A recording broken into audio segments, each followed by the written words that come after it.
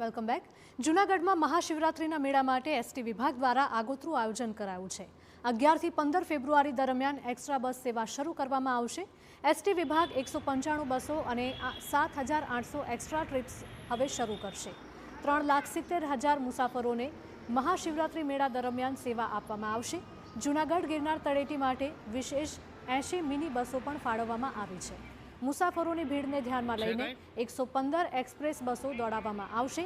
GPS દ્વારા બસ સંચાલન monitoring કરવામાં આવશે. શિવરાત્રિ મેળા માટે એસટી વિભાગનો ખાસ કંટ્રોલ રૂમ પણ તૈયાર કરવામાં આવ્યો. સુધી આયોજન કરવામાં આવેલું છે, જેમાં જૂનાગઢ બસ સ્ટેશનથી ગિરનાર તળેટી સુધી જવા માટે જૂનાગઢ વિભાગના 30 મિની વાહનો તેમજ અન્ય નજીકના વિભાગોના 50 એમ કુલ મળીને 80 મિની એક્સ્ટ્રા બસોનું આયોજન કરવામાં આવ્યું છે. આજુબાજુના જિલ્લાઓમાંથી શ્રદ્ધાળુઓને જૂનાગઢ પહોંચવા માટે જૂનાગઢ વિભાગની 65 એક્સપ્રેસ તેમજ અન્ય નજીકના વિભાગોની 50 એમ કુલ મળી 115 એક્સપ્રેસ બસોનું આયોજન કરવામાં આવ્યું છે.